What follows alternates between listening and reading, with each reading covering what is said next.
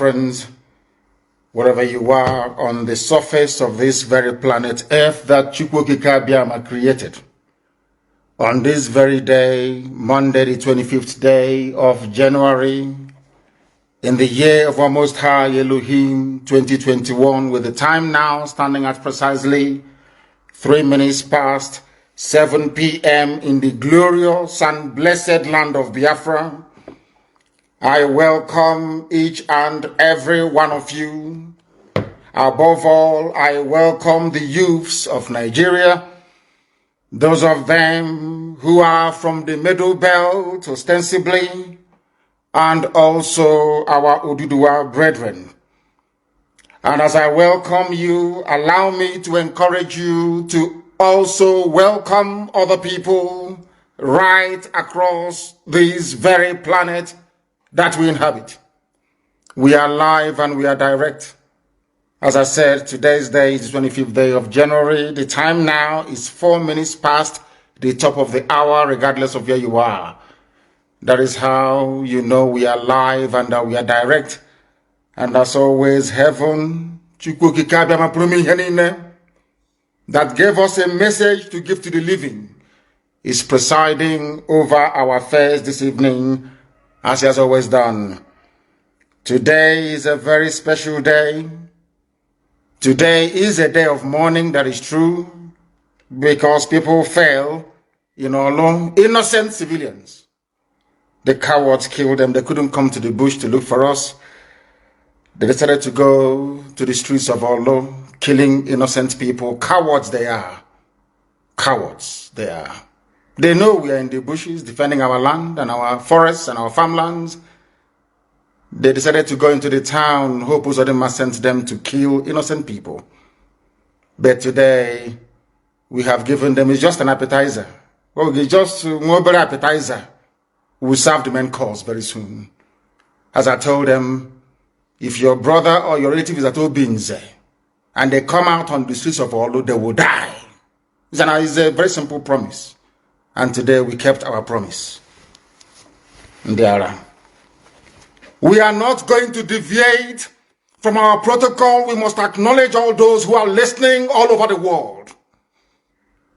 All of you listening right across the surface of this very planet Earth, be it via IPOB, community radio, Radio Biafra app, tuning, just name it, on satellite, and also on Facebook. They must know that we are serious. 2021 Chineke cannot be like any other year. We promise them we have come to die for what we believe in. Now they understand how serious we are. Hope Uzodinma feels sorry for you. Another dead man walking. I will catch me. What I will do to me. Any ear that hears it will bleed. I swear to God Almighty in heaven. Our Lord can never be any other will be. I'm telling you, the zoo has fallen. Now they will know. We will hunt their children all over the world, wherever they are. Now they will see madness they have never seen before. Now they will see madness, the real madness.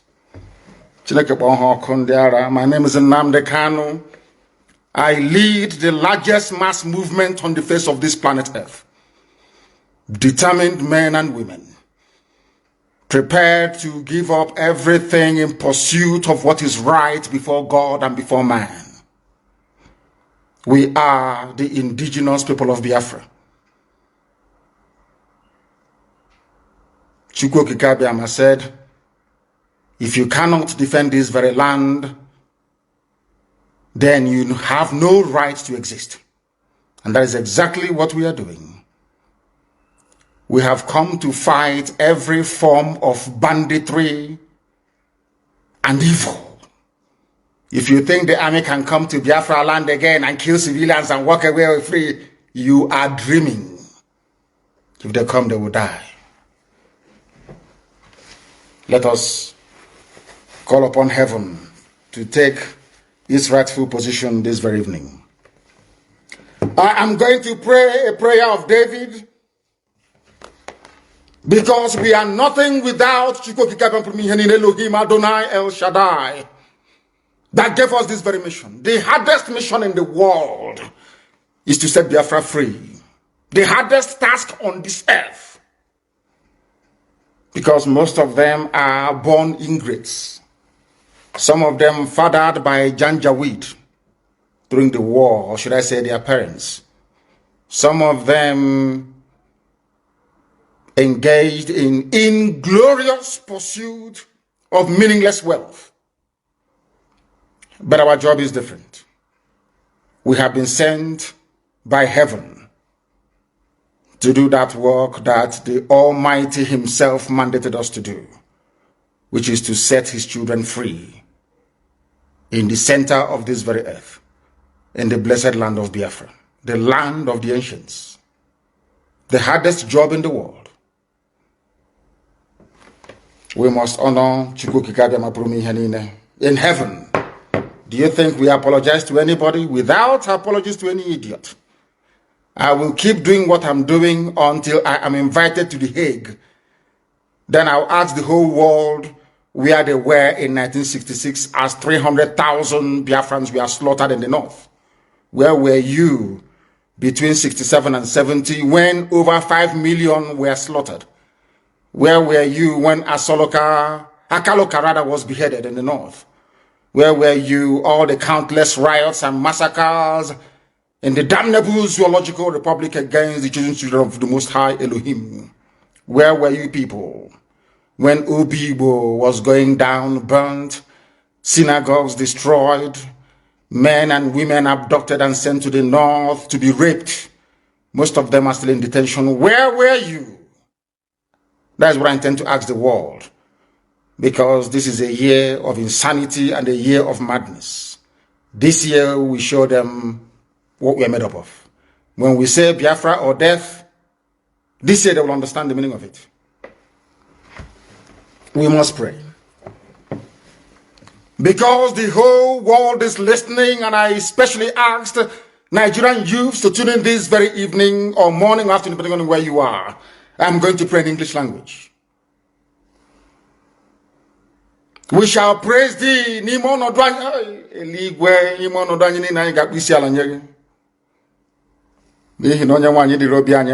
I will still pray in English. It doesn't matter what will befall us. In good and in bad we shall praise thee. But we ask you for the safe repose of the souls of those cowards murdered in Olu today. A man and a woman. Cowards. We asked them to come into the bushes to look for us. They couldn't come. Instead, they were inside Olu town, as cowardly as they are, looking for civilians to kill. Cowards they are, from Obin's barracks. Elohim Adonai El Shaddai, we shall praise thee forever. It doesn't matter what we are going through. In good and in bad, we shall offer ceaseless adoration of your magnificence and your holiness. You are Lord and you are God, you are not man. You are beyond what man can conceive of thee.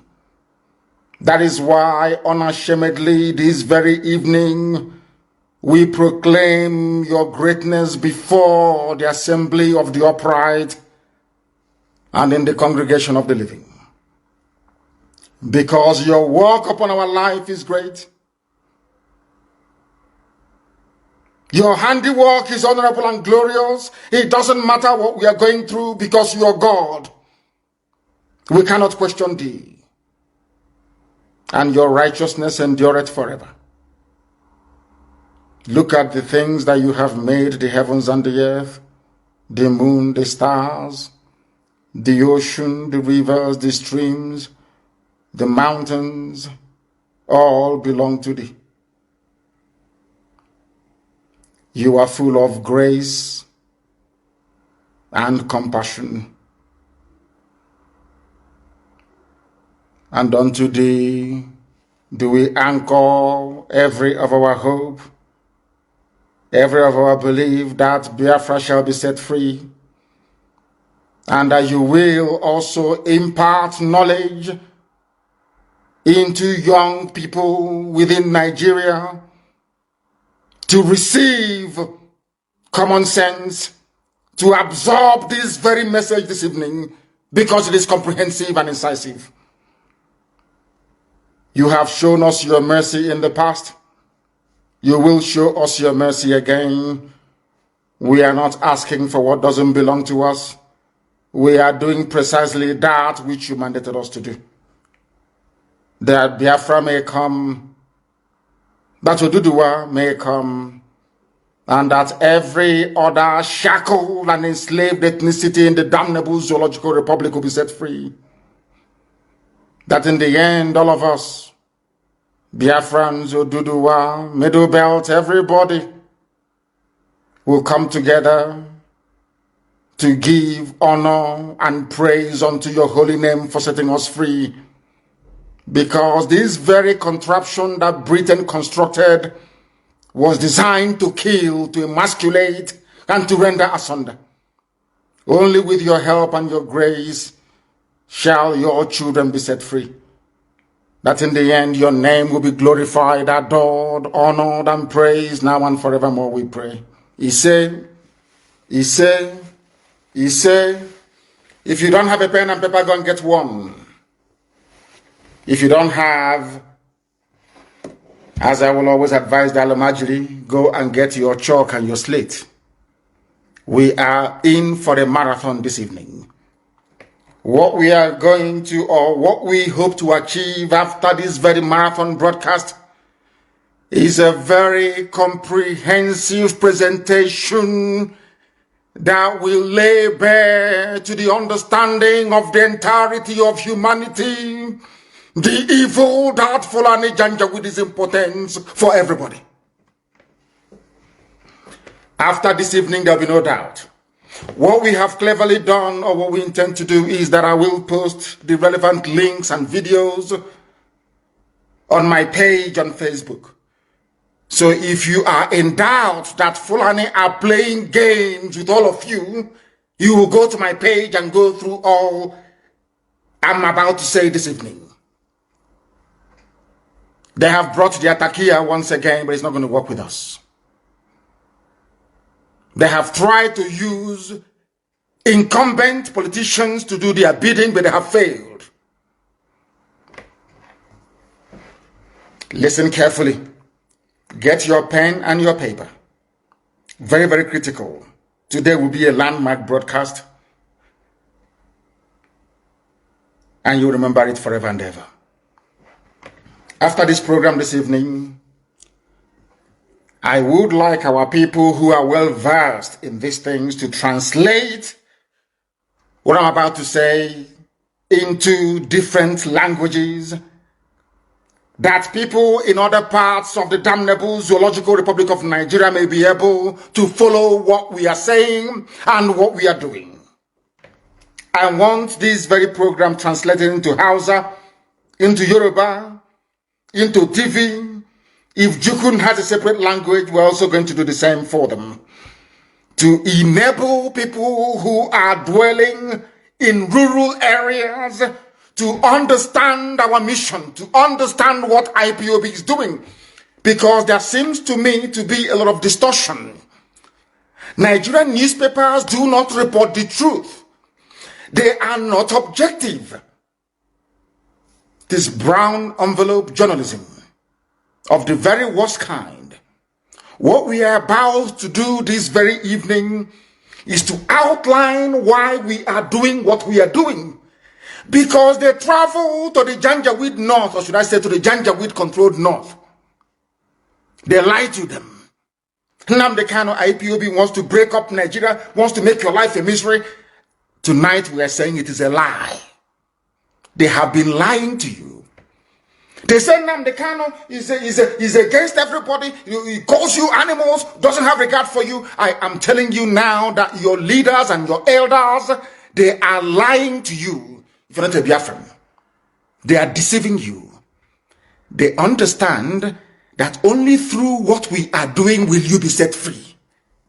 As I said a few weeks ago, there are over 200 ethnic minority, should I say ethnic majorities in the north, because nobody can be a minority in his own home or in the land of his or her ancestors.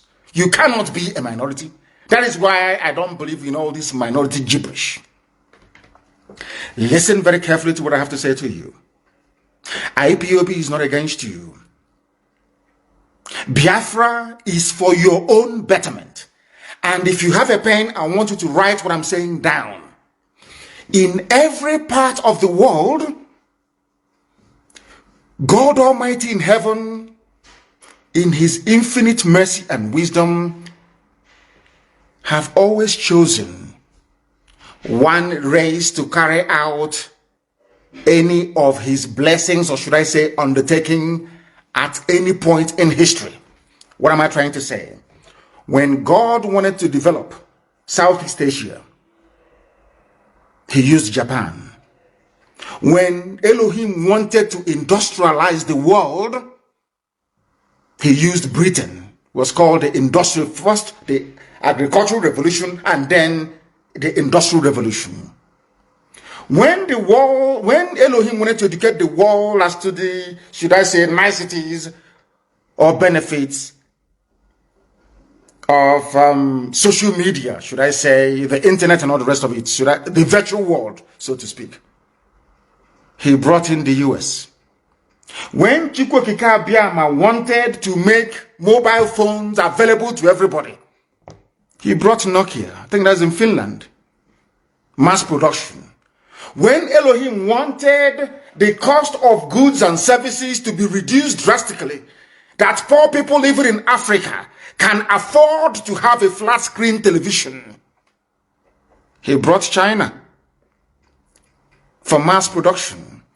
Now listen to me very carefully. The time has come. God Almighty wants to liberate not just Biafra, not just those who are in the zoo, but the whole of Africa. And you know what God has done? He has chosen Biafra to do it. Because without Japan, today China wouldn't be great. The first roaring economy from that part of the world in Southeast Asia was Japan. Now South Korea, Taiwan, all the rest of them, everybody had to emulate, to copy. Do you know the reason why? Because when you go begging from Southeast Asia, today you have Malaysia, you have Indonesia, you have Singapore, everybody is doing fantastically well because they had a Japan to look up to. Follow me very carefully. Jealousy, envy, or hatred doesn't solve this very simple conundrum. It's very simple, but I want you to understand it. That is how God works. When God wanted to liberate South Africa, he brought Nelson Mandela, brought Steve Biko, of course. There are other people that will come along. When God wanted to liberate black people, not just in America, but the whole world to an extent, he went for Martin Luther King Jr. And the person who connived or betrayed Martin Luther King Jr. even slapped him in front of his hotel. I think it was in Memphis. It was a black woman. The fact that you can go to the US today and get a job, the fact that they can go to the US today and, should I say, fly even first class in an aircraft, in an aeroplane, is down to the work that Martin Luther King Jr. did, and also Malcolm X and all the rest of them. Of course, I concede to Prophet Elijah Muhammad. They did a very good job as well. Louis Farrakhan, to an extent, did a very good job. So also did, what's his name again? I've forgotten his name. When it comes back to me, I will tell you. They all did fantastically well. That is why you can go to the US and find a very good job. When it comes to Africa, God Almighty in heaven, in his infinite wisdom and mercy, have chosen Biafra. So Biafra can never ever be against anybody. And let me tell you something. Once Biafra becomes free, everybody becomes free.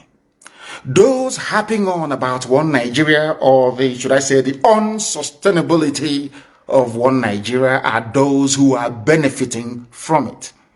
They are your governors. Remember a few weeks ago I told you that anytime somebody assumes office in Nigeria, if you're telling them about what would benefit the society or our children unborn, they will tell you not under my watch. Go to what Makinde, the governor of Oyo State, said today. Go and read it. Exactly what I told you a few days ago. That is why the most dangerous person in front of you is a politician in Nigeria. Not the old woman in your village or the tree that is over 2,000 years old. No. The destiny destroyers you have, in fact, in the whole of Africa, are politicians. Because they are evil. They are doing the work of Satan. You may not believe me, but ask yourself this very simple question: which African country is doing very well? Just please explain to me. Is it South Africa? You want to say South Africa? Go there and see what is happening. Or what has been happening since the white people left leadership. Now is the time for us to be free. I want to reiterate under oath, because I am always under oath 24 hours a day. If the oil and gas from Biafra land is your problem, I swear before God Almighty in heaven, on my honor, my life, and that of my family, that I will distribute oil and gas from Biafra land for free to the entire West African sub-region. For free. Do you know why? So that their economies can grow as well. We need people to buy our goods and our services. Why do you think America gives grants to people all over the world? Why do you think the EU gives grants? Even China gives grants to everybody. Even Australia. Why? Because poor people cannot buy Range Rover. Do you understand it? They need to help you inadvertently to grow your economy so you can have the spending power to buy the goods and services that they produce. It is called common sense. It is not stupidity. I can assure each and every component ethnic group in Nigeria today, this evening, all those of you who are listening, all those of you who are watching and listening, that Biafra will not abandon anybody. We want all of you to be free. You all can remember very clearly what happened between 67 and 70, because every time we talk about our eternal leader, the great Dame Chukwemeka Ojukwu, why I am doing this program this evening is not to allow what happened in the past to repeat itself. Ojukwu did not declare Biafra because he wanted to. Ojukwu went to Aburi to negotiate for restructuring. And he succeeded in negotiating for a restructured Nigeria back to regions. Listen very carefully. On the ride from their hotel to the airport, I think it was Ankara who was the then military junta ruling Ghana. Ojukwu and Gowon were best of friends. Ojukwu said, when we go back to Lagos, I will be the person to nominate Yakubu Gowon as the head of state. I hope all of you are following what I'm saying. Ojukwu never declared Biafra. Britain scuttled it because Britain did not want any of you to become developed. They didn't want you to control your own economy. They never wanted you to have a life of your own. They wanted to, this big daddy mentality is us who made you, we created you. You are what you are today because of us. You are nobody. We made you. They love it. So every time we'll be crying, hey, Africa needs aid. Africa needs help. Give them grant. There is vaccine. Why don't you help them? There is polio. There is malaria. Let's help them. They look at us as imbeciles who cannot fend for themselves. They love it. You know that feeling you have, that rankadede feeling when beggars are coming to your house and begging you, you'll be feeling very proud and very big. That's the mentality they have. They knew that Ojukwu would have destroyed that. That was why they hated him. Ojukwu only declared Biafra because Gowon reneged on restructuring. Gowon said, no, we are not going to restructure.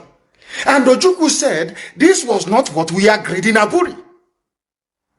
Since you are now saying you are not going to restructure and Igbo people were being slaughtered in the north, there was never any glorious decade in the history of the zoo. Never. Ojukwu said, I will now create a safe haven for persecuted people in the northeasterners to come back home. And that time, everybody was in this agreement together. Efik, Ibibio, everybody was represented in Ojukwu's cabinet. The man that suggested that the name Biafra should be used was an Ijo man. An Ijo man. Ijo is on Chief Frank Opigo. An Ijo man. So when people talk about Biafra, Ojukwu's Biafra, they will never tell you is Ijo Biafra. They will never tell you it was an Ijo man. Ijo. That said to Ojukwu, our original name is Biafra. And Ojukwu adopted it. Then the propaganda started flying. Sadly, from our Yoruba brethren. Then, very sadly, the lies began. The same lies that they were peddling that led them to label IPOB as a terrorist organization. But people occupying Yoruba forests, people raping and killing in Izombe, people raping and killing at Ozo One, people brazenly attempting to take over the whole of Benue State, they are not terrorists. I want people to, at least those that still have some measure of conscience, to understand what I'm saying. People who are raping and killing you, they are not terrorists. They are not proscribed Mietiala, no. They are normal. You negotiate with them. You talk to them. You parley with them. But IPOB that is championing the freedom of everybody in Nigeria, I said everybody. Sometimes people misunderstand what we are doing. Biafra is a vehicle with which we are going to liberate everybody, including ethnic minorities in Sokoto, in Katsina, in Bauchi. Only Biafra can save you. Why am I saying this? And I want you to listen very carefully, please, and note what I'm saying down. Fortunately, the people of the South are gifted with a sense of responsibility, and if things doesn't work out, rebellion. If we stay in one Nigeria, for instance, let's say we collapse IPOB and the Oduduwa movement were to stop, do you think that any minority in the Fulani conquered North will be able to rise up to challenge them? If the answer is no, then other people who must do it, those who are able, should do it.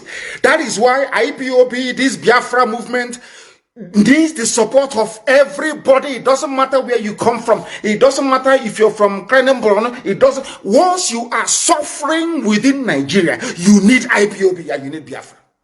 More than Biafra needs you.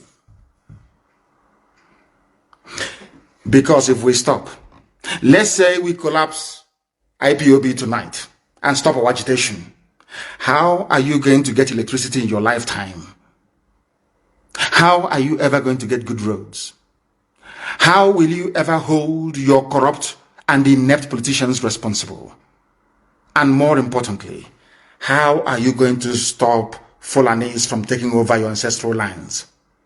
How? Just tell me. A few days ago, I said something very, very poignant. I said, if you want to remain in one Nigeria, I'm not begrudging you. But look at Hausa people. That is going to be your fate. You are going to be a people devoid of honor and integrity. You will only exist as a people, even if at all they will allow you to exist. Now you understand it. That is why we are doing what we are doing. We must cut out all the distortions, all the falsehoods, all the outright lies against what IPOB stands for. Anybody against IPOB is working for the politician. They are paid errats. Owasiwanya is a very spent force, somebody who made his entire existence on sabotaging his people.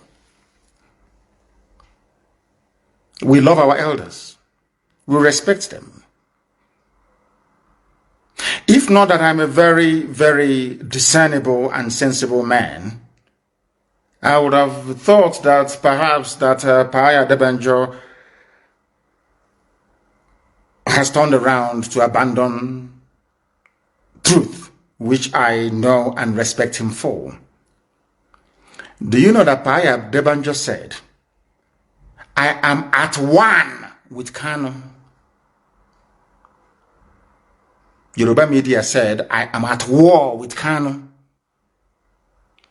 After doing my presentation during the Never Again 51 years remembrance of those that the zoo slaughtered and massacred, over 5 million people. After I finished speaking, Paya Debanjo asked to come back into the program to speak.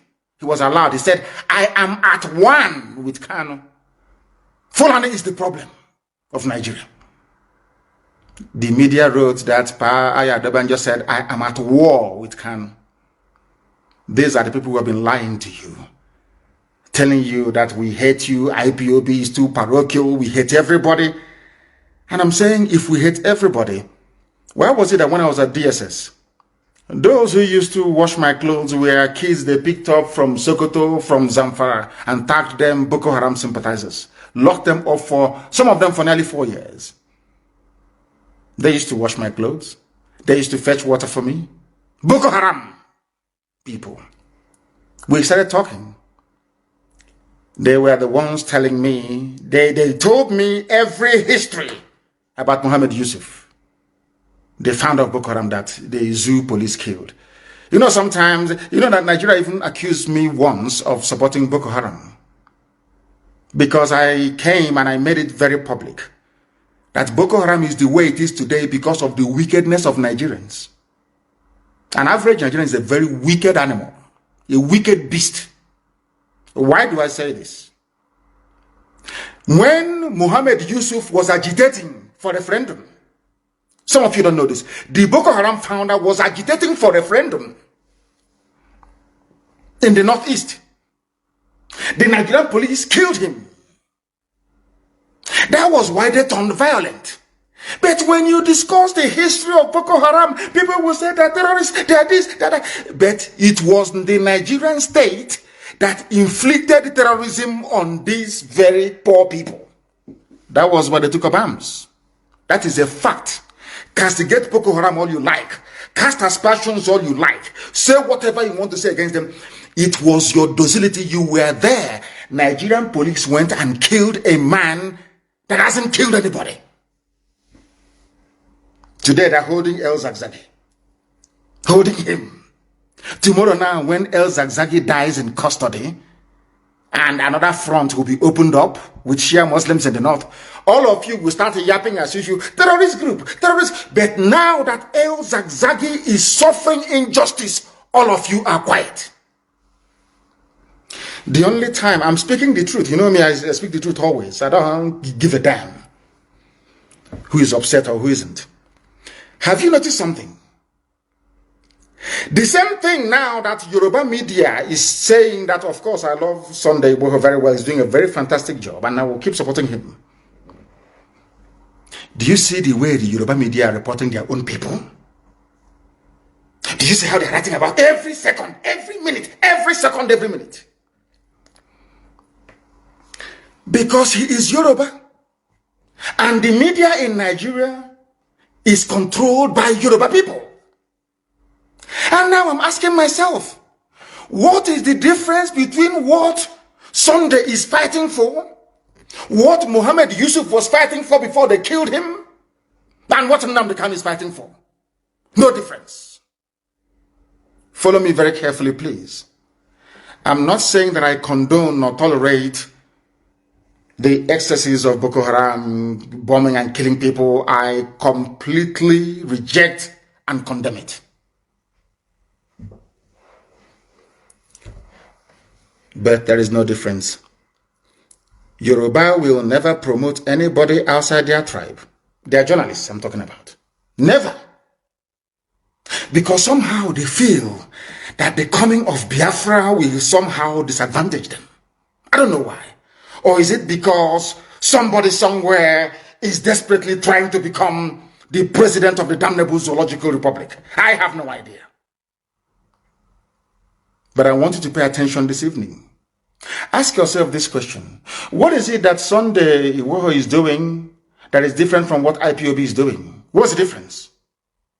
They'll tell, oh no, because he's not advocating for the breakup of the country. Because we see a million miles ahead than any other person. Why am I saying this? Do you know when Ojukwu saw that only restructuring could save Nigeria? Only restructuring. 52 years ago. 52 years ago. 52 years ago. I want the world to understand that this is a gift that God gave to Biafran people. The gift of vision, to be able to see things before they happen. And I am very glad to say, and with every sense of humility, I hasten to add, that I also possess the same gift as Elohim gave to our eternal leader. I have the same gift. I need you to understand this very, very carefully. I also have the same gift. And you ask yourself this very simple question. Why was it that something Ojukwu saw, not did he only say it, he negotiated for a restructured Nigeria what do I mean by 50? 54 years ago, 53, 54 years ago. Only now, they are now asking for the same thing. 54 years ago, they killed 5 million Biafrans because of it. The same thing they killed 5 million Biafrans because of, now they are begging to have it. And the thing is, why must all of us be begging Fulani for restructuring? Why must all of us be begging them for referendum? Why?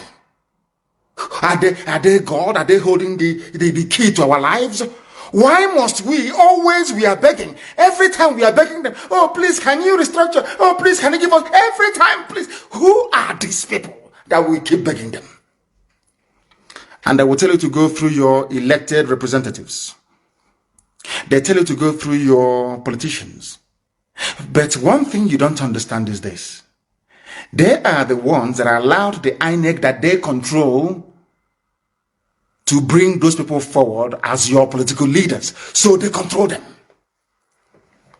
That is a fact. Now, if you want to remain in perpetual slavery and poverty, do not support IPOB and what we are doing.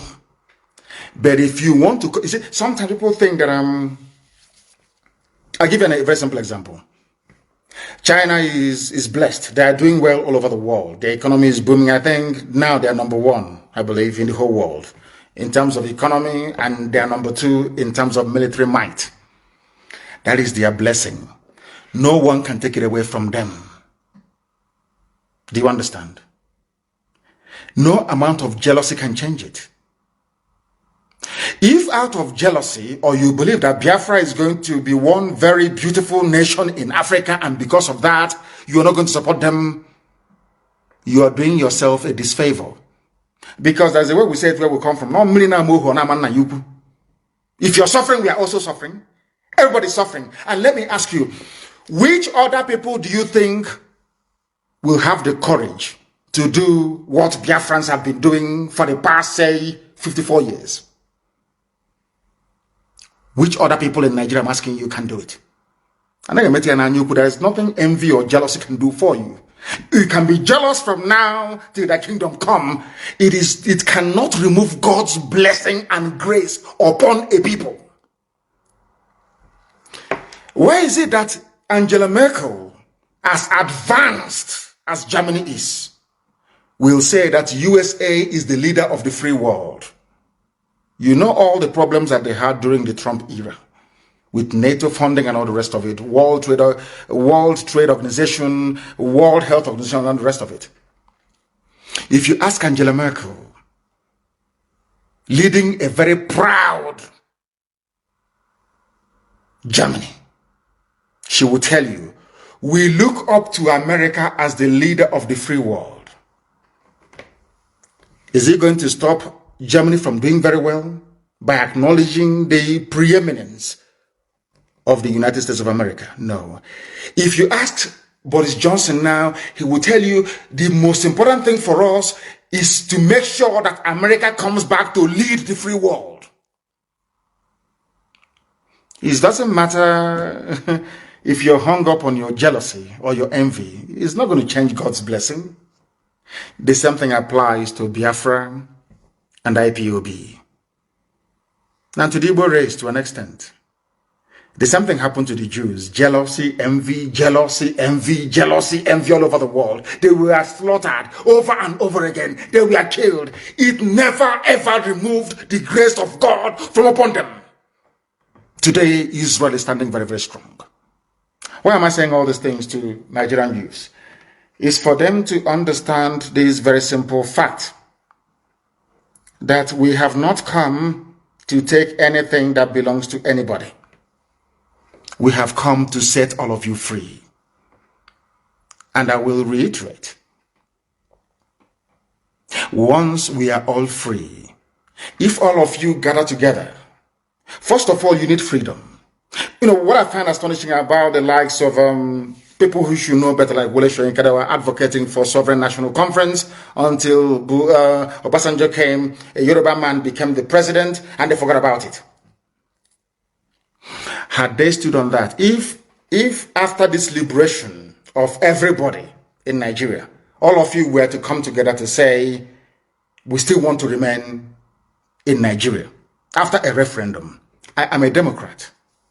Should Biafrans vote to be part of Nigeria? That's entirely up to them. And I will abide by it because the majority will always carry the vote. And for some of you who are afraid, they will dominate us. Biafrans everywhere. Igbo people, they have shop in Lagos. They have in Ibadan. They are doing well in Kanu. They are doing very well in Meduguri. They are doing very well in Yola. They are doing very well in Kafanchan. It's because you don't know anything. Do you know that in the mindset is in our DNA to be free, as a free people? We are the only people. These people you claim are going to do. I am from a place called Isiama Faruku Ibeku. Faruku used to be one autonomous community before, but now we are three. Maybe we are going to become four, who knows? We are the only people that answer to autonomous community. Do you know why? Because we love freedom. We don't want anybody to lord it over us. And for people who wrongly claim that was the propaganda of the Janjaweed, the Miyet Yala Caliphate, Fulani Caliphate over the years, don't join Biafra. Don't join the Igbo people. They will dominate you. They will dominate you. And I want to draw a very simple analogy with what is happening today. Look at Miyet Yala. Look at IPOB, for instance. Who are the ones killing you and dominating you? Miyet Yala. Who are the ones shouting, don't join IPOB, don't support them, the same Miyet Yala dominating you? That was what they did before, during, and after the war. They poisoned the minds of our people. Britain started it. And go on, finished it off. How did they manage to do it? By repeating the same garbage over and over and over and over again until you believe it. Now, I want to put an end to that lie to tell Middle Belt why they must produce a leader, why they must come with us. To let my Yoruba brothers and sisters understand why they must come with us. Because together we can liberate ourselves. Then, once we liberate ourselves, to your tent, O Israel. But if during the process of this liberation that is bound to happen this very year by the grace of the Most High, what we intend to do, what we must do is that at the end of this revolution, there is going to be a referendum. And that referendum, there are going to be only 2 questions on the ballot paper. Do you want to continue as, no, 3 questions actually. Do you want to go your separate ways and become different republics or entities or nations? Do you want to have a confederation? Or do you want a federation? As a referendum question. That's all. If it comes back that Biafrans, after this new order has been established, they vote for a continuation of one Nigeria, who am I to say no? I'm a Democrat. I can never say no. Understand this very clearly. We are going to go into a revolution this year. Something more compelling and devastating than end SARS. We must do it together. Spontaneously at the same time.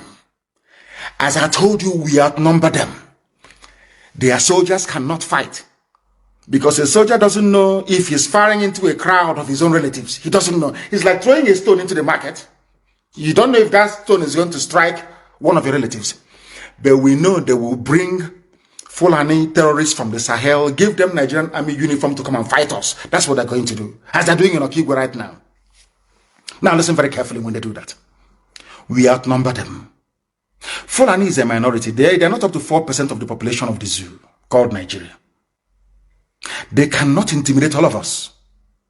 They can intimidate you, that is your business, but they cannot intimidate us. Not Nnamdi, they cannot, this IPOB. Never. Do you know why? Because over the years we allowed them, we gave them leeway. There was no problem.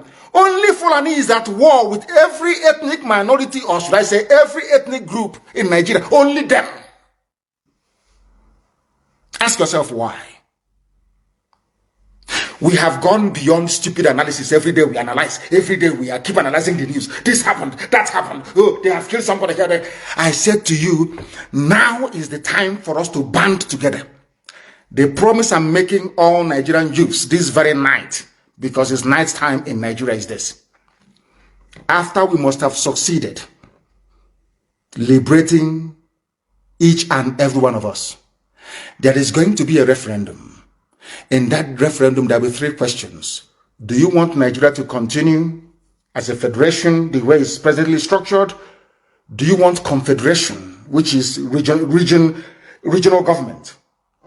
Or do you want everybody to go to their tent, O Israel? I know what the problem is.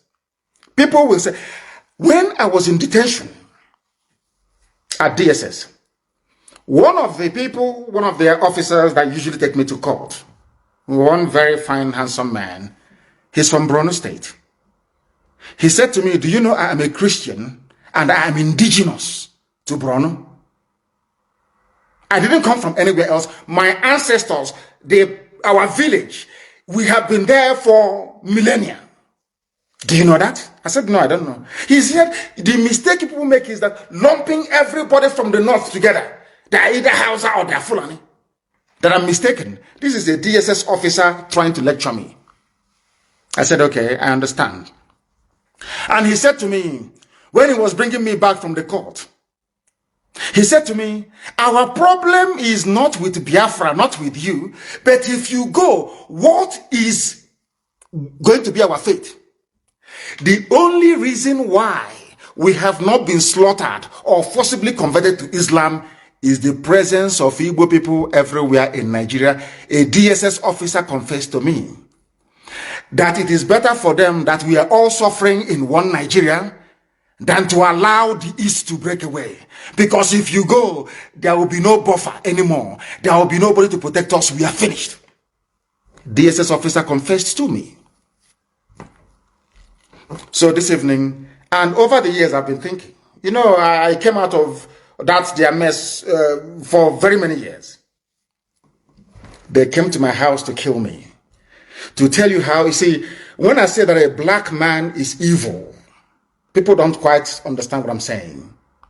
I want to digress just for a few seconds. When I left DSS, I went to Kuje prison and I was granted bail because, you know, in Nigeria, they can never ask you to go. They will always grant bail because they want to make money from you. And I went home. They said, you don't speak to the press. You shouldn't attend any rallies. I told them to go to hell. I broke all their conditions. And I was there, ready to take 2 million men to Abuja. They came to my house to kill me. Now, let me tell you why Nigerian journalists are also part of your problem.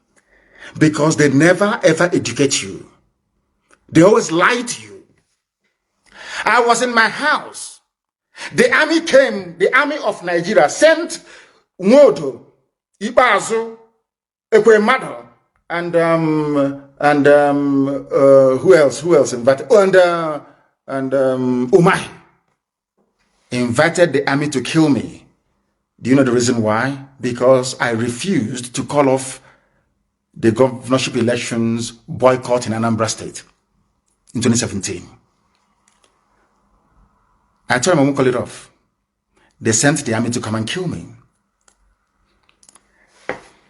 Punch newspaper editor, the owner of Channels Television, every major newspaper, Vanguard, everybody knew that I was in my house, preparing to go back to court, and they came to kill me. In the process, they killed 28 of my men. As a result of the trauma suffered, my parents died. Next month, a few weeks' time, will be the anniversary of their burial because they were buried on the 14th of February of last year. My mother and my father died as a direct result of the trauma that they sustained resulting from that very attack. Do you know what happened? Nigerian newspapers, they have seen the video. They saw the army scaling the walls of my house to come to kill me. They went to court. Buratai gave editors of Nigerian newspapers money, Yoruba editors mostly, to say that I jumped bail. Do you know that very day I realized that there is a level of wickedness in the soul of a black man, that is why black people are poor all over the world. I never knew. That day it occurred to me that black people are patently evil. I was in my house, sleeping in the afternoon, having siesta, and the army came to kill me in my house. By the grace of God, I survived it. Somebody, a human being that went to school with conscience, had the temerity to say that I jumped bail, that I am a fugitive when they came to kill me, which means that those Yoruba newspaper editors wanted me dead. Do you see how black people reason? Do you see how they think? Now, as I was saying, these people, do not allow them to deceive you. IPOB is fighting for your liberation, for your freedom. And I want that very video to be posted, please, when I was in court, arranging bail for Kanuri people, for Fulani people, for Hausa people, for Nupe people. And if you have the time, go to Kuje prison and ask any long-term serving inmates in the prison. The greatest loss they have endured was when I left Kuje prison. I was the one who arranged for lawyers for Shia Muslims inside Kuje prison. I was the one that arranged for lawyers for Hausa people, Fulani people inside Kuje prison. Go and ask anybody. If I hate other parts of Nigeria, or if what we are doing is born out of hatred, why would I spend IPOB money when I was in prison trying to free people from other ethnic groups? Why would I do that? What benefit do I have to derive from it? That is to prove to you that what we are doing is to try to free everybody. Because if Biafra is free and other people are not free, we don't have freedom. We want other people to be free. So then when Biafra is doing very well, other nations around us will also be doing very well. There is something called economies of scale. That is why I believe that anybody who is a student of economics, you can never be jealous or envious in your life. In fact, if you attended Government College Omar as I did and studied factors of production at Form 3 or Class 3, you can never be jealous in your life. Have you seen any Omahian being jealous before? So these people that went to all these mushroom comprehensive schools in the bush, they don't know anything. Have you seen anybody who attended maybe King's College Lagos or DMGS Onitsha or where's this one again? CKC Onitsha for that matter, or Nike Grammar School or Methodist College Ozakole, or maybe Hope Warden Institute in Calabar or Stella Maris in Iguacha, or maybe Africa Grammar School in those days. Do you think they have time for jealousy? Because at class 3 they teach you something in economics, factors of production. And after that, they say that for you to do very well, all companies or factories producing the same item, if you are sited in the same place, that's why you have industrial parks. There is something called economies of scale. Although you're doing your own business, making your own money, but the fact that you are all together doing very well, there are spin-offs, there are some things you gain from one another. Maybe not directly. It's called economies of scale. That is why, after the Second World War, America poured so much money into Germany that they were fighting. They fought Germany. The war ended like today. From tomorrow, they enacted what was called the Marshall Plan and gave so much money to Germany to rebuild the German economy. Do you know why? Because they know that Germans, they have scientists, they are hardworking people. It is in the interest of America that Europe is doing very well. It's only in Africa that when you see somebody doing well, you want them to die. Because you are black, you are primitive, you're evil. Let me tell you why it is good for other people's children to do even better than your own children. Because you don't know the disease or illness that may afflict you tomorrow. You don't know if there is any medicine available to cure that very illness. And you know the funniest thing, you don't know if this your neighbor that you're hating on, or this Biafran, or this IPOB member that you hate, you don't know if it is the child that will find or invent the medicine that will cure you. I've preached this thing before on Radio Biafra. That is why abroad, when you don't send your children to school, your neighbor will call the police. I told you this before. And one day, I was living at a place called St. Philip's Road in East London, in Hackney. And I asked the woman, why did you call the police? Is it your business? The woman said, I have arthritis. There is no cure for arthritis. We only manage the pain. I don't know if this little boy that this woman is denying access to good education is the one who is going to invent the medicine to cure arthritis. Shamefully, I went back upstairs. It reminded me of what I read in school, Economies of Scale. If Biafra is free, all of you will be free. If all of us are free, then we enjoy the genuine benefits of freedom and democracy. That is not obtainable in the zoo called Nigeria.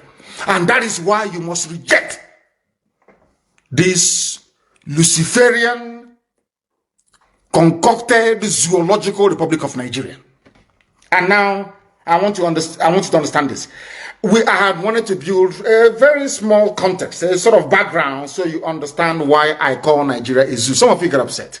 I'm addressing Nigerians now. Some of you get very angry. He's calling us zoo, that we are animals. That is why we don't want to be associated with IPOB. You don't want to support IPOB. Do you know why I say so all the time? Don't be angry. Listen to me this evening. When I finish, you will tell me that I'm right. I'm not calling you an animal in a zoo because you're an animal. No. I am trying to wake up your consciousness. I want you to become angry in a very good way, to look at yourself and say, how do I change this my nature?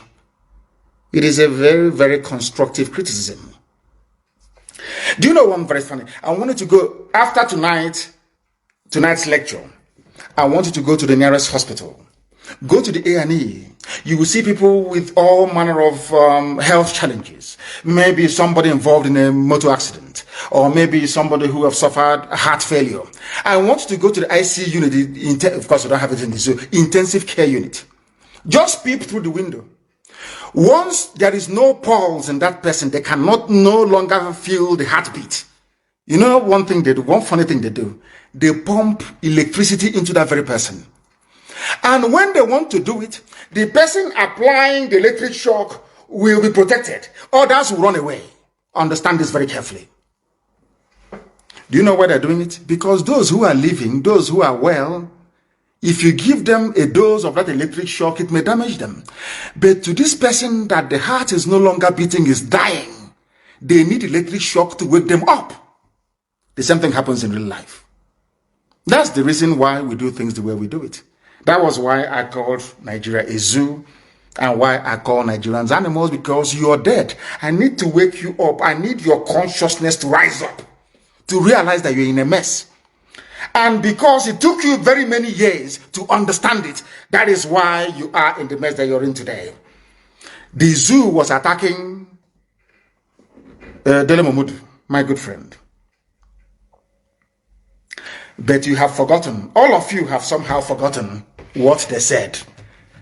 Today they're in Oyo forest, isn't it? Which Sunday is fighting very gallantly, and of course, Ibagania dams and all the rest of them, fighting to secure and keep Yoruba land safe. And my very good brother, Yinka Odumakin, of course, FFK and our elders in Yoruba land. The elders I have, that's all I have as elders. The rest are jokers. Now, listen very, very carefully to this. Because our people don't, you forget so easily. You forget so easily. And please, I want my principal professor to post this, please. Post this very link on my page. In May 16 of 2017, there was a headline from Nigeria, from Asarok. Headsmen attacking Nigerians are foreigners. Published by a Fulani, respectable online media, Premium Times. Respectable, I say, because of the very sterling work they did on Obibo massacre. Premium Times carried it. The headline says, the headsmen attacking Nigerians are foreigners. Now I ask you this simple question.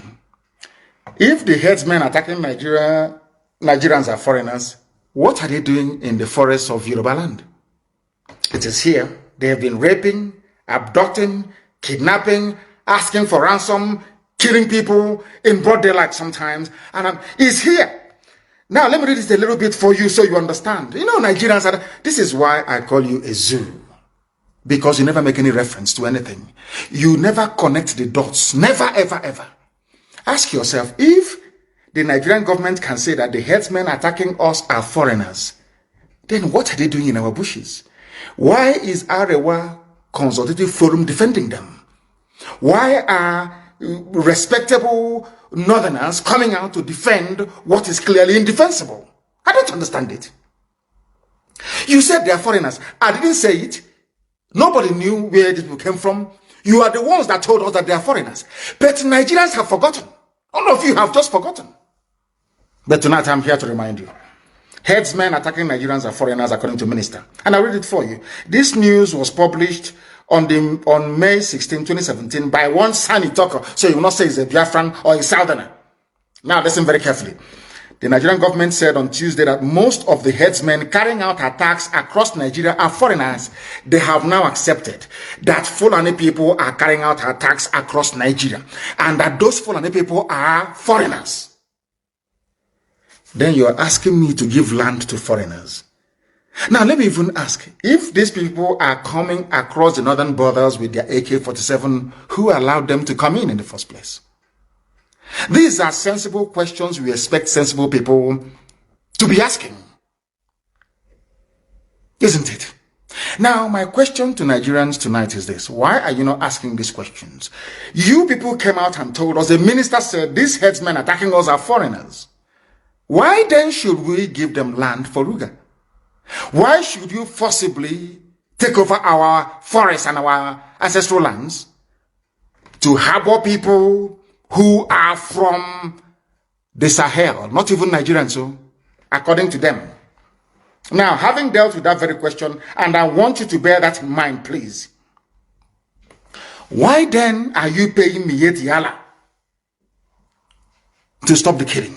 If they are foreigners, as you claim they are. Why then are you paying Miyetti Yala to stop them? That goes into, I told you that Fulani has a grand plan to settle their people in your homes and in your villages. Some of you are shouting, one Nigeria, we want to get security, the unity of our country moving forward.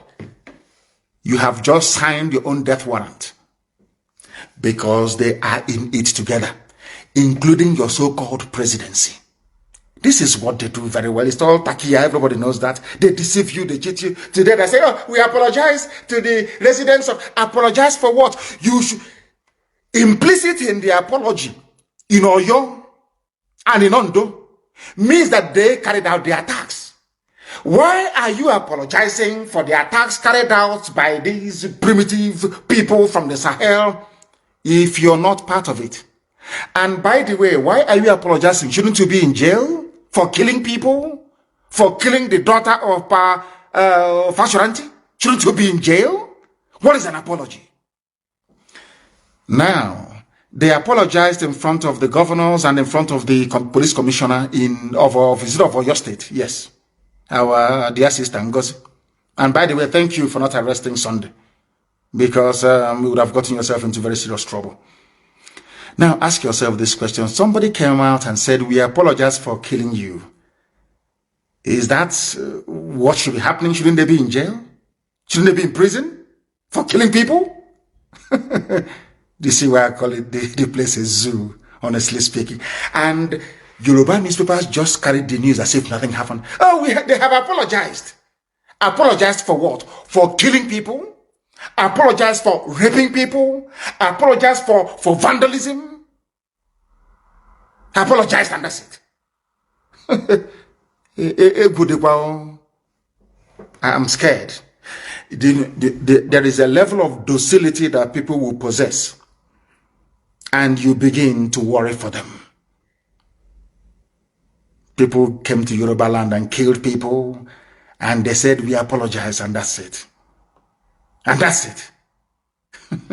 Unbelievable. Now, listen very carefully.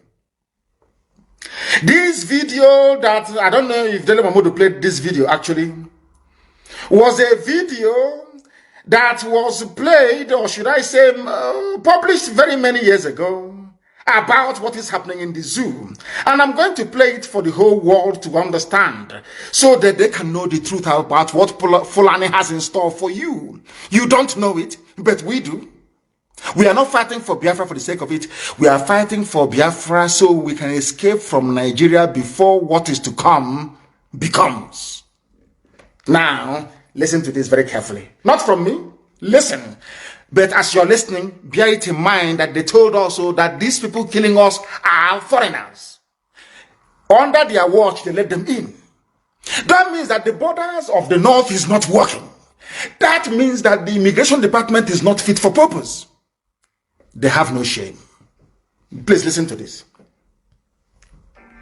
The federal government, led by the Minister of Interior, Abdurrahman Dambazo, met with the Miyetti Allah Cattle Breeders Association of Nigeria in Kebbi State, offering them the sum of 100 billion naira over 2 years to stop the kidnapping in the country. The meeting lasted over 4 hours on Friday as negotiations dragged on, with the association initially asking for 160 billion naira. The minister said that the strategy was part of the steps needed to tackle insecurity in the country as prescribed by the Economic Community of West African States, ECOWAS. The headsman crisis has risen since 2015 after Muhammadu Buhari became president. Their rampage has spread not only in the north but also throughout the southern zones of the country. The killings by the headsmen has led them to be tagged the fourth most dangerous and deadly terrorist group in the world by the World Terror Index. The acting Inspector General of Police, Muhammad Adamu, who was also at the meeting in Kebbi State, added that over 1,000 people have been killed and many more kidnapped in Kaduna. However, he said that this intervention was necessary to bring the criminals to book. The Kebbi State Governor Atiku Bagudu said hosting the meeting in his state shows the seriousness of President Muhammadu Buhari's administration in tackling the security challenges in the country. Are you following? They gave me Etiala 100 billion and they are denying it. This was independently reported by Roots Television. The clip is here. The governor of Kebbi State also spoke about it. Do you know the funniest thing? The person that told you that it is foreign nationals who are committing the crime is the same man that hosted Mietiala and gave them 100 billion. Dambanzao Fulani. The president, Fulani. The governor of the state where the meeting was held, in Kebbi, Fulani. Are you listening? Are you paying attention? Do you see how they have been playing with you, telling you insecurity is everywhere? Because they know they have come to take your land from you. And there is nothing you're going to do about it. This was why they wanted to crucify Dele Momodu. Because of this. Because of this, they wanted to kill him. They were saying it's a lie, but it's here, reported neatly and cleanly, and please post this on my page, that people may go and view it over and over and over again to understand the mess you are in your so-called one Nigeria. Nigeria is like, I don't know what it is, it's like, it was in a cage. I'm telling you the truth. And what are their plans? I will tell you in a few seconds what their plans, what their overall strategy is, what their plans are for you. Why are they paying Mietiala to stop the killing if it is not Mietiala that is doing the killing? Very simple. These are the things I expect investigative journalists to go into. Ask is a simple question. If Mietiala is not carrying out all these killings, why are you paying them 100 billion naira? What for?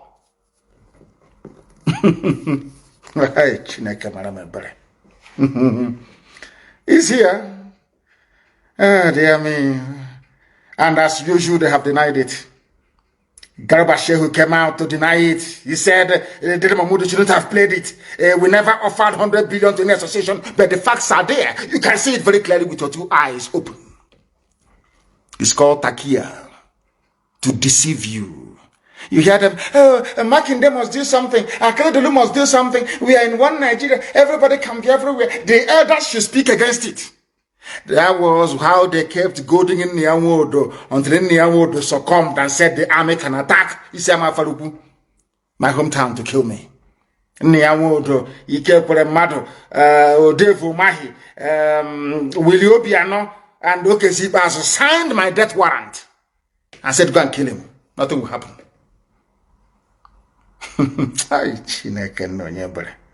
Lord have mercy. Let's continue. They asked Garba Shehu, did your government, your Fulani government, of course Buhari is dead. If you say Buhari is alive, then that means you need to see a brain surgeon. Your brain is not working very well. Why did he give them 100 billion? This is an absolute falsehood. In all of those meetings, I have confirmed that in any of those meetings, nothing like money was discussed. All of the issues were about the involvement of the leadership of this group in getting them to prevent upon their erring members, and there are many. Now, Garba Shehu is saying that it is Mietiala that is killing people. Garba Shehu opened his mouth and said, Mietiala are the ones killing people. That's his response earlier yesterday. Because they want to attack Dele Momodu. See how they're playing with you. It is Mietiala. It is not. We gave them money. We did not. The same Mietiala that was negotiating the release of kidnapped school children just a few weeks ago. Do you see how they are messing up with your brains? And they need to keep you occupied. They know how you reason. They know that you want money. They know you are very hungry. They know you're very desperate to also own a house in Dubai. What do? They dangle 2023 in front of you, telling you it is the turn of your village. Yo, don't worry, 23, you come to Abuja, you start enjoying. You too, you can have private jet. Don't worry, that is it, 2023. Don't worry, we are in your forest, yes, we know. But there is killings going on, yes, we know. But please, forget that. Think of 2023. They know how you reason. They are very clever, you know. Fulani, ay, dear me. They know how to deceive you.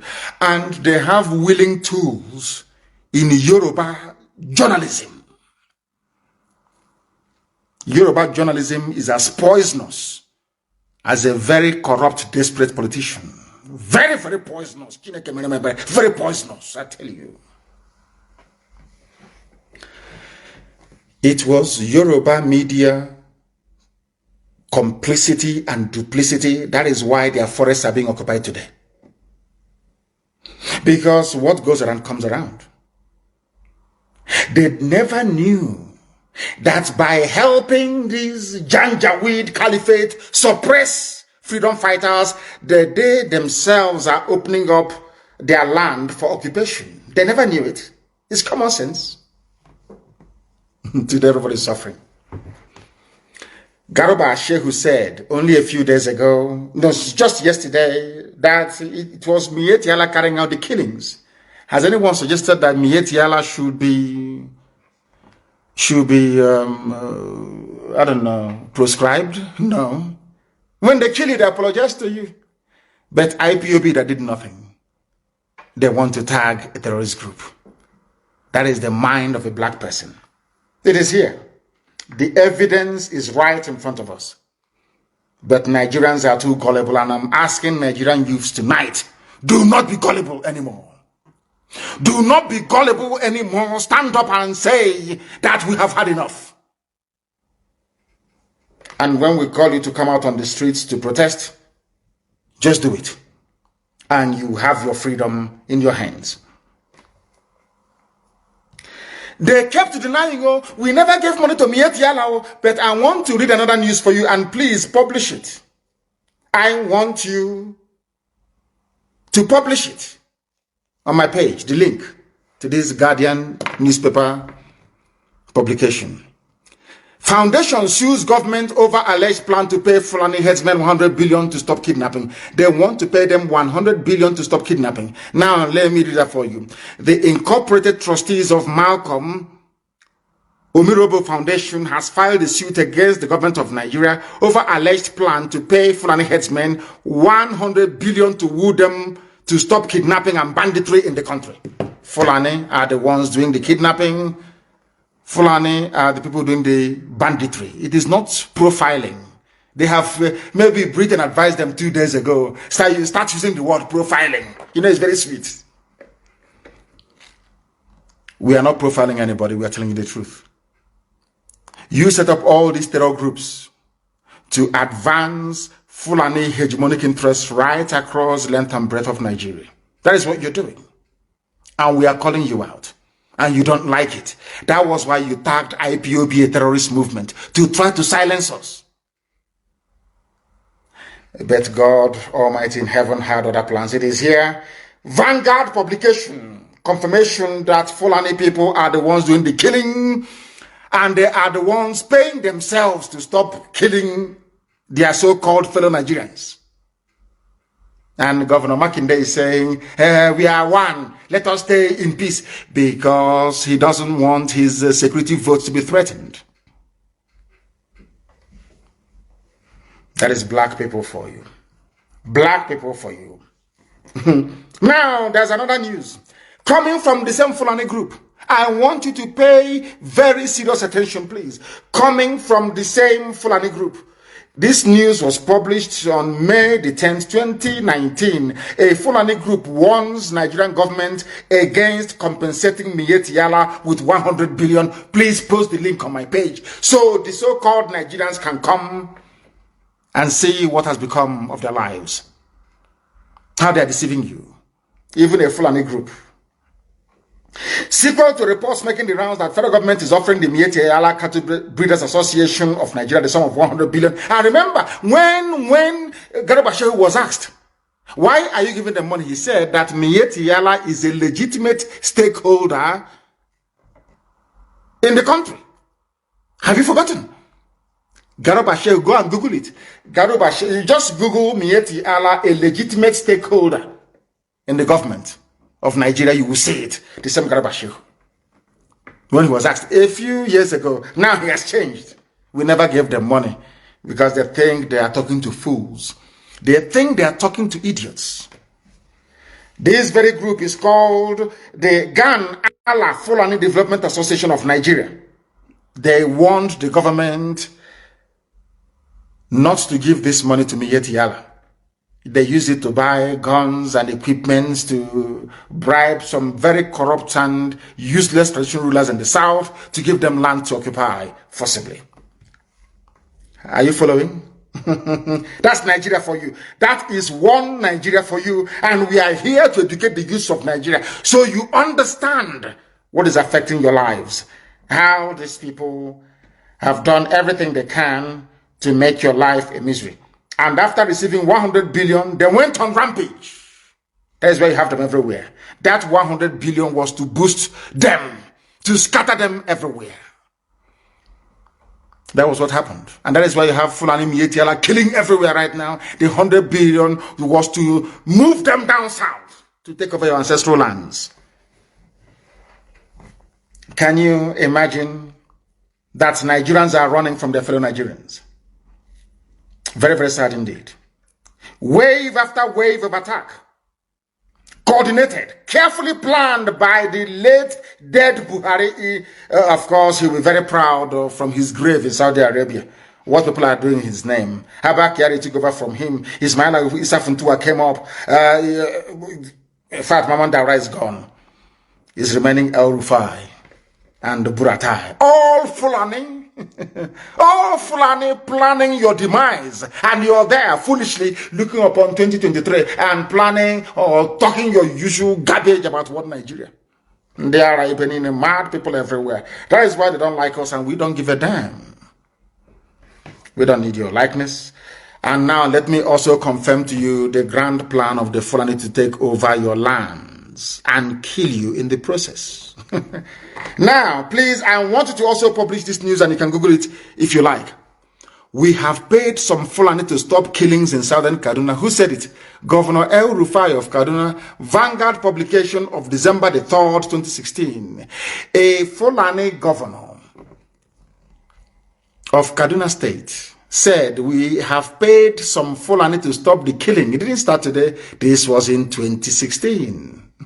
Since they came into power in 2015, it's all killings and advancing the hegemonic interest of the Fulani Caliphate. And all of you are stupidly shouting, one Nigeria, one Nigeria, one Nigeria. And your land is going, your lives are being snuffed out in front of your eyes.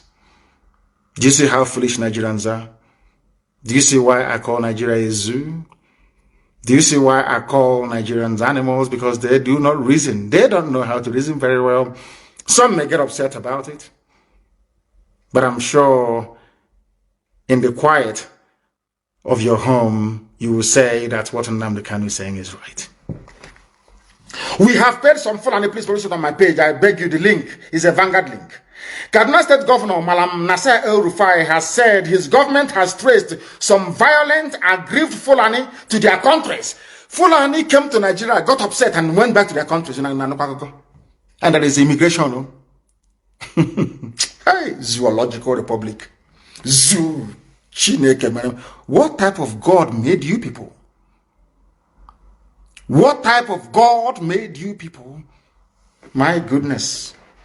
Aggrieved Fulani from other countries came to Nigeria. We have gone back to their countries in Mali, in Senegal, in Niger, in Chad to go and pay them to stop coming to Kaduna to kill people. Can you believe such rubbish? They are not terrorist groups. Nobody proscribed them.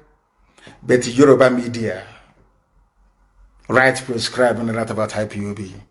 Yet killers are allowed to come in and go out of Nigeria at will. They come in as bandits or as headsmen, and they leave as multi-billionaires. They go back to their countries when the money, they go and tell their people, do you want to make money as a Fulani man? Go to Nigeria and start killing. And they come and they settle them. Zoo. Unbelievable. Listen carefully tonight, oh. You must pay attention. Nigeria was a country that banned open grazing because they don't obey their own laws. The people do not even know that judicial pronouncements are themselves laws. Anything a justice or a judge says in a court of law becomes law. They have lawyers, they have senior advocate, junior advocate, intermediate advocate. None of them knows anything about law in the zoo. I want you to follow very carefully, please. Nigerians don't know the meaning of the rule of law, but they boast, rather very ridiculously, of having an elite class of politicians. We are the elite. You are an elite. And they're moving cattle from somewhere in Funtua to Yoruba land, to Oyo, to Ondo. What does your law say about it? The law of Nigeria forbids the movement of cattle and open grazing. It is the law of Nigeria. But because Fulani, they have another agenda. Mind you, they have a Fulani Attorney General. What do you expect? In a country where an Attorney General cannot advise the government that open grazing is illegal. Please, I want you to publish it. It was published by PM News. Headsman, High Court bans open grazing. It is there. Very clear for the whole world to see. You want me to read it? The judgment was delivered by Justice Adewale Thompson on 17th of April, 1969, at the height of the war. Even during the war, in suit number AB/26/66, what did the man say? This man, Johnson, died in 2004 at the age of 82. He said in his judgment, I do not accept the contention of defendants that a custom exists which imposes an obligation on the owner of a farm to fence his farm, whilst the owner of the cattle allows his cattle to wander like pests and cause damage. 1969, no? They started looking for your land since 1969. You know that I love Fulani, they're very patient people.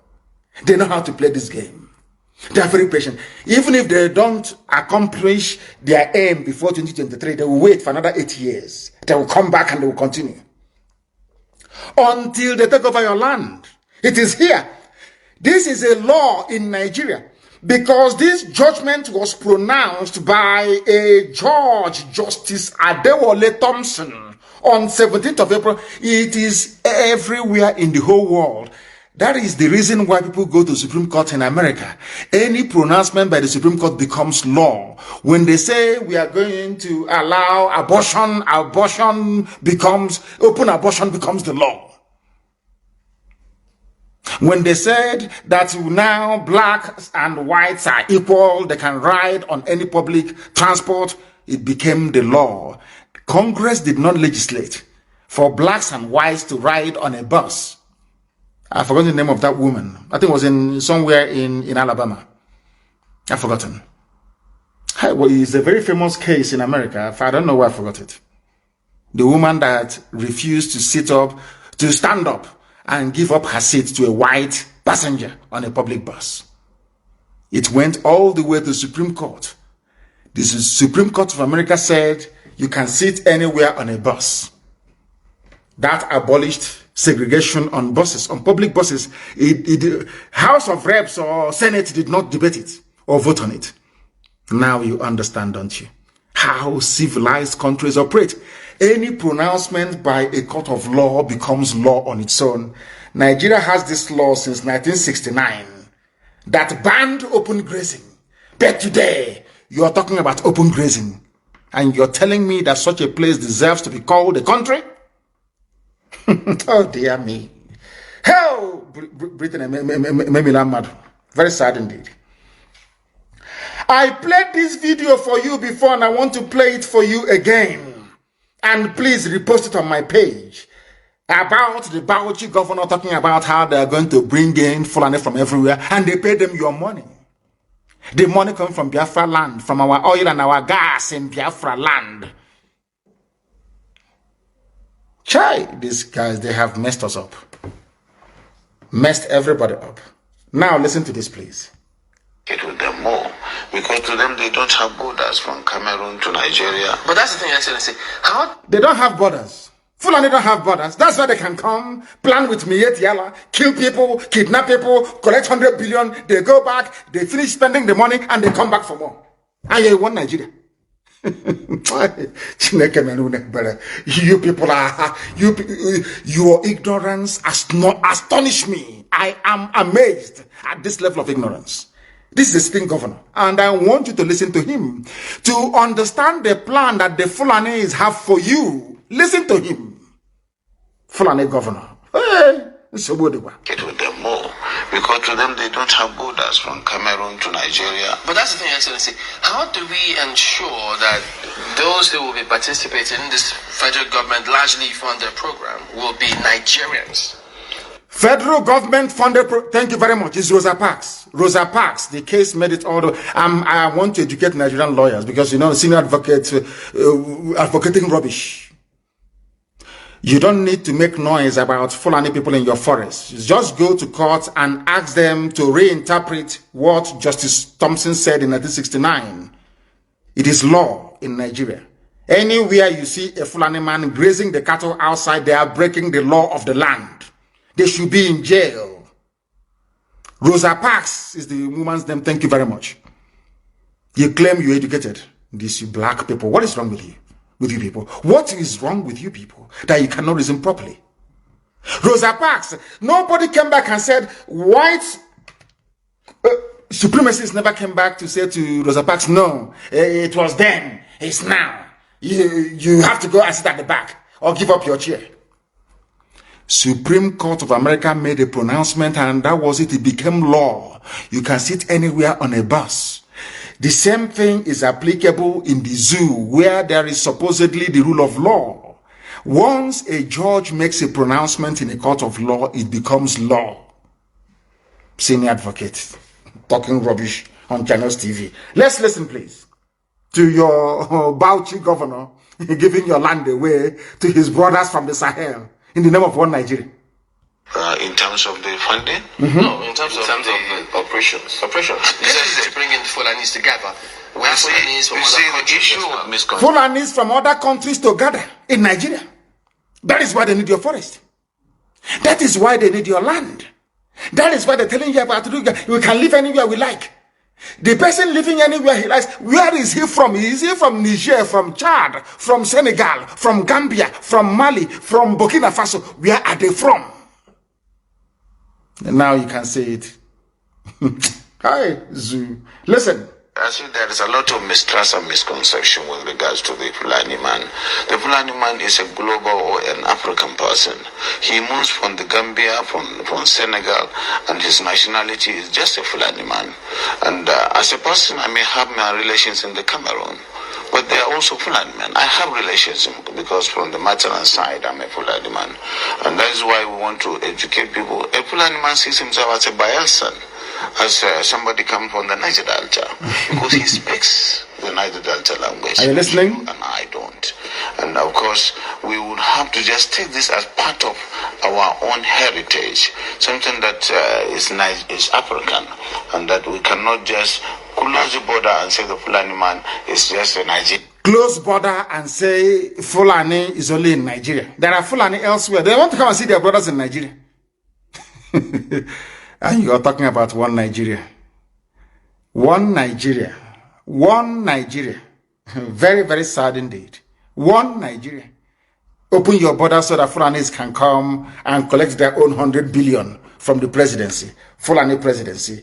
The zoo is in one almighty trouble, I tell you. In one almighty trouble, I tell you. And that is why this very broadcast is very, very pivotal. Very, very important that it goes out to the rest of humanity. I warned all of you. That is the most funniest thing of all. I warned you many times over, many years ago, but you never listened. My joy today is that people are beginning to come round to our position about the prediction, or should I say, what we said would happen should you make the mistake of putting Fulani Janjaweed in power. Those from Yoruba land that voted for APC, how far you are now paying with your forests and your farmlands. You are now paying with your lives and your blood. Very, very sad. Now they have now gone through another, should I say, trick of blowing up tankers everywhere and telling you it is a tanker explosion. The way they write about it, there's a tanker explosion at the Navy. Please post the Navy one. Let people see what Fulani people are now doing. They use their cattle to destroy your crops. They murder you if you come out. Now they are blowing up every marketplace they know they do not own. The latest one is at Navy. Post the video for the whole world to see. And I wanted to talk about Nnamdi and how he has come round to his senses. But I believe that by now, that juju they did to him, his eyes have now cleared. Post the, I don't know if you have the video of Nnamdi. Please, I want you to post it. If you have it, of Nnamdi sounding like a miscreant, shouting and getting angry because of the same thing that I was saying a few years ago, and he connived with his friends to come and kill me. Very, very sad indeed. And the Miyetti Allah will always win. The Fulani, they always win. They say they're having a meeting with Governor Kredolu and other governors to douse the tension because they have now apologized. You can allow them to remain in your land. Very, very sad indeed. Very, very sad. And this is a place where all land in Nigeria belongs to Fulani. Miyetti Allah dares Governor Akredolu. The link is there. Please post it for the whole world to see. All land in Nigeria belongs to Fulani. Oh, we can live anywhere we like. We are Nigerians. That is why Fulani will keep. Because once you are locked into Nigeria, Fulani can do whatever they like. But to break Nigeria into pieces, they can no longer do whatever they like. That is why they need you in one Nigeria, so they can take your land over. The news is there. This same terrorist group, the fourth most deadliest terror group in the world, is now saying that the whole of Nigeria belongs to them and they will take it. With this level of docility, they will take it. But not the land of Biafra. Not the land of Biafra at all, at all, at all. What we are seeing today is, you know what Ojukwu saw 50 years ago? They said, Ojukwu is a rebel. Let's go and fight the rebels. In Lagos, let's go and fight the rebels are there. Let's go and fight the rebels. The rebels have been defeated, or they have said the rebels. What the rebels saw 54 years ago, you are now begging Fulani to give to you. What would have been very difficult, aligning with Ojukwu to get the restructuring that you wanted in 1967, 68. Now you are begging Fulani and they're saying no to you. They want one Nigeria, one federal government of Nigeria where they run everything. And so to make it easier for them to take your land. You are now today, you are begging. You are begging.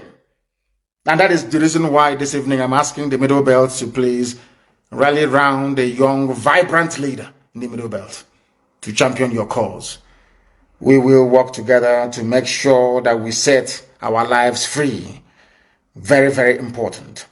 Because Nigeria is the only place in the world, considering what they came to do in Odu today, where the military, tasked with protecting the citizens, are actively engaged in the destruction of lives and properties. That's what Nigerian army does very well. That's what they're doing. They know that ESN is in the forest. They know where to find us if they want to, but they prefer to be in the town killing people. And hope Uzodema brought them.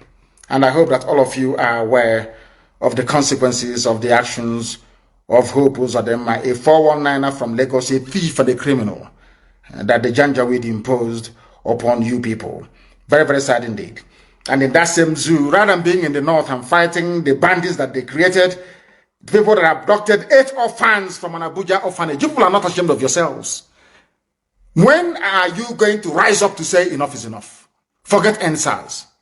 there must be a revolution. When a Yoruba female preacher was killed, nothing happened. Nothing happened. There was no compensation. But Arewa Consultative Forum, they have the guts to say that people who are killers should be compensated. That is Nigeria for you. That is Nigeria for you.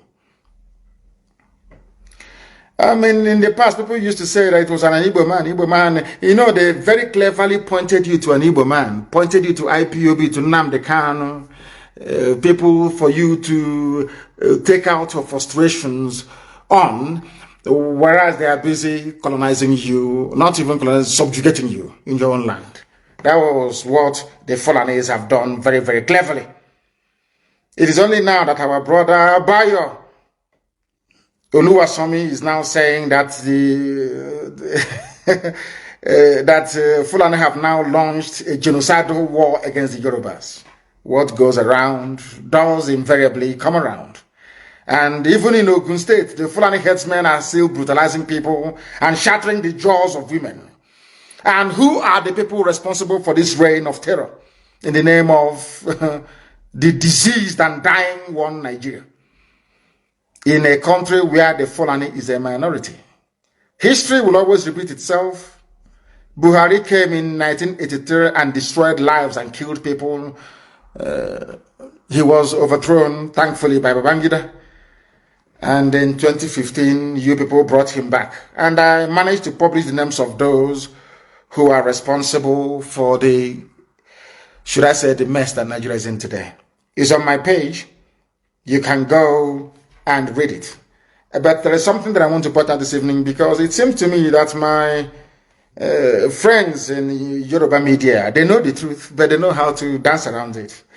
You know, they say that Makinde has been paralyzed by fear. Paralyzed by fear. The Janjaweed got to him. He said, Governor, that's what they do. Oh, do you want to stay there? Do you want to continue staying there? Then do something. Do something now and protect Fulani. We are all one Nigeria. That's what they always do. That's why Makinde came out to start talking rubbish. But the Minister of Youth and Sports Development, Mr. Sunday Dare, has advised the Oyo State Governor, Sheyi Makinde, to be more proactive and decisive in handling the situation in his state. That's what they do. Once you go into power, you are in power. You don't want anybody to actually interfere or interrupt the flow of money in name of allocation coming to you. Because of that, you do everything you can to cling on to power. And that most times means doing what will please the Fulani. And that is why Yoruba forests today have been taken over by Fulani Janjaweed. And in the north, the same bandits that came from Niger Republic, from Mali, from everywhere, these are Fulani, they are giving them Hilux vans and vehicles and millions of naira. They call them repentant bandits. Even the one from Ouagadougou, he's in Abuja collecting his Hilux and billions of naira in your one Nigeria. That is why if you remain in Nigeria, you are going to die. You are going to perish. And that is the reason why we do what we do. We want to save you. We want to make your lives better. We want to make sure that you enjoy the benefits of freedom the same way that we wish upon Biafran people, not just in Biafran, but all over the world. That is why we must join hands together. That is why there must be a revolution, and that is why everybody must support IPOB in what we are doing, and that is why we must bring the zoo to an end. To let the people decide. As Modo was screaming and barking and saying that their 1999 constitution is evil, who is going to rewrite it? Is it not the people? Because if you keep quiet, Fulani will come up with even a worse version of that very constitution. I preached it before, and I'm sure somebody posted it or commented upon it yesterday. Go to that constitution and you will see the mess that your lives are today is as a direct result of a constitution written by a Fulani man for Fulani people in order to dominate you. That is why everybody must rise up and be part of what we are doing. That is why everybody must rise up and support what IPOB is doing. And if you have a relative in the Nigerian army and they are busy killing innocent people on the streets, know that there will be a payback time for them. We will not forgive. We are not going to lament. I'm not going to complain or cry. You went to Oli, you killed people and you did this and you did that. Anything you do to us, we are going to revenge. I'm saying it live so that the whole world can hear me. That thing you want, you're going to get it. And there are a few special announcements I would like to make. There are new USA National Financial Secretary, Mrs. Latina McPeters, and also our Asset Recovery Officer is Dr. Nelly Ofebu. The rest will be put in place. And please, we must note that we have 4 independent regional coordinators in the United States of America, and the names, rightly so, are Central Regional Coordinator, Pacific Regional Coordinator, Eastern Regional Coordinator, Mountain Regional Coordinator.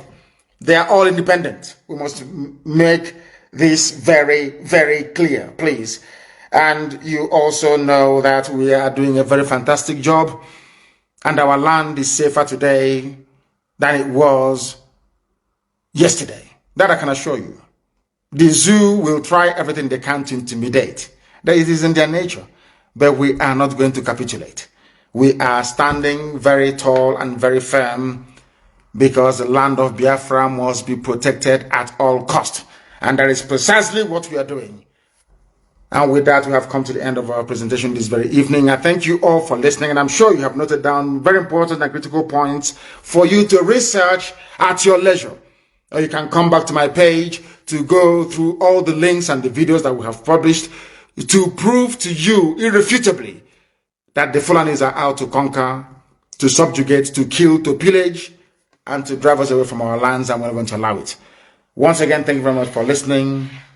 From me, from here, with every love in my heart, it is good evening.